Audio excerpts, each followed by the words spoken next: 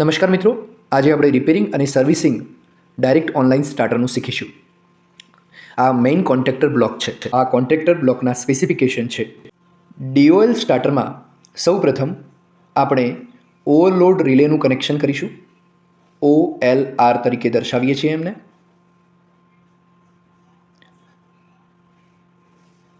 ત્યારબાદ આપણે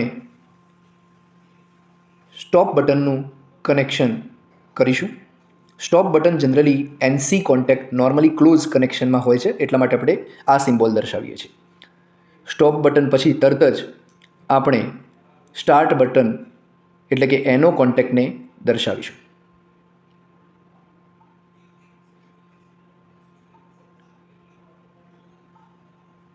ત્યારબાદ મેઇન કોન્ટ્રેક્ટર બ્લોક જેના આપણે સ્પેસિફિકેશન જોયા એના A1નું કનેક્શન કરીશું અને બીજો છેડો આપણે A2 ખુલ્લો રાખીશું. ત્યાં આપણે ન્યુટ્રલ કનેક્શન અથવા તો પછી જો 3 ફેઝમાં વાપરતા હોઈએ તો R ઉપરની સાઈડે R કનેક્શન, OLRની ઉપર અને અહીંયા Y કનેક્શન એવી રીતે આપી શકાય.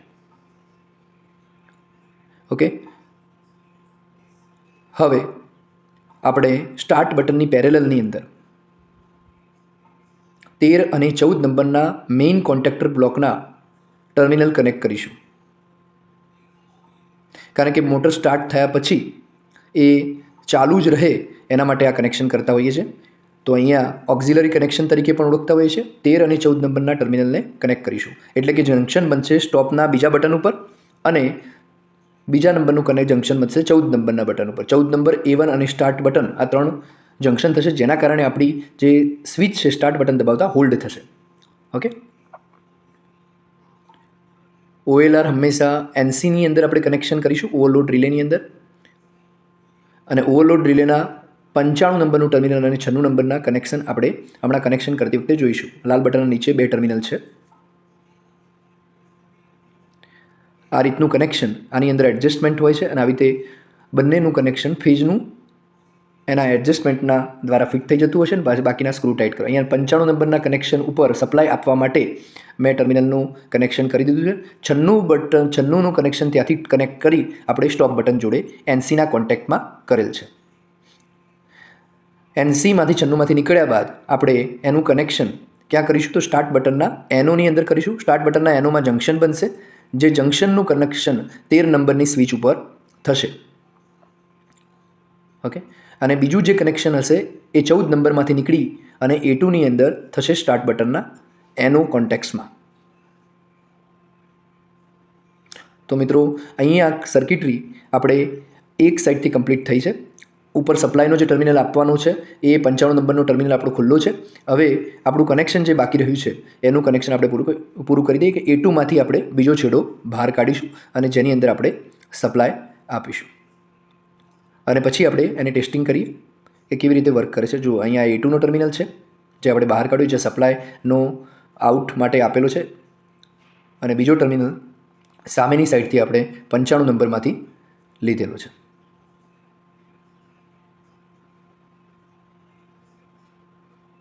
હવે મોટર જોડે આપણે જોડાણ કરીએ.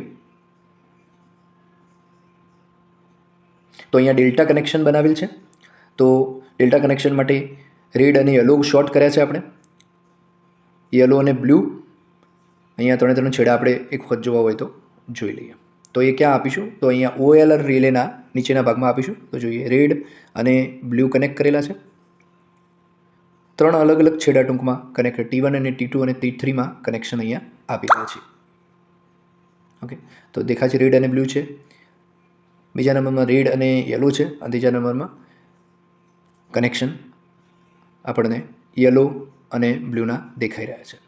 6 ટર્મિનલ કનેક્શન થયા પછી આપણે કનેક્શન પાવર સાઈડ આપી રહ્યા છે. કંટ્રોલ વાયરિંગનું કનેક્શન આપણે ઉપર બોર્ડ ઉપર બનાવી દીધું આખું. હવે ખાલી એમાં સપ્લાય આપવાનું છે. સપ્લાય આપવા માટે સપ્લાયના ટર્મિનલમાં અહીંયા કનેક્ટ કરીએ છીએ.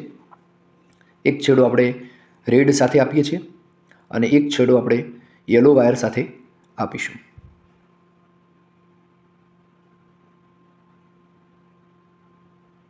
ઓકે, અહીંયા લખેલું જ છે કે પાવર ટર્મિનલ કનેક્ટ કરવાના છે અને બીજું A1 અને A2નું રેડ અને યલો સાથે કનેક્ટ કરેલ છે.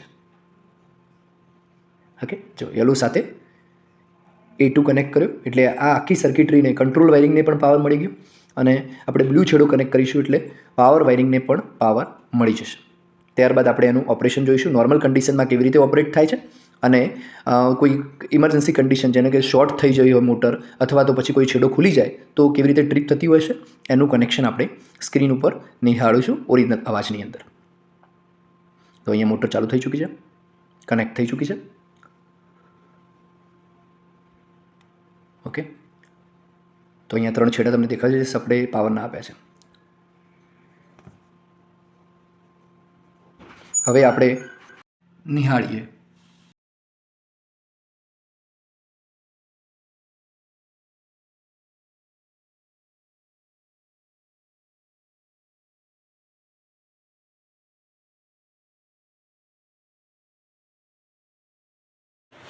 સ્ટાર્ટ કરો. સ્ટોપ કરો. ફરીથી એકવાર સ્ટાર્ટ કરો. સ્ટોપ કરો. સર્કિટને ફોલ્ટી બનાવવા માટે આપણે યલો કલરનું ટર્મિનલ અહીંયાથી કાઢી નાખીએ છીએ મોટરના મેઇન ટર્મિનલમાંથી. જોઈએ શું થાય છે.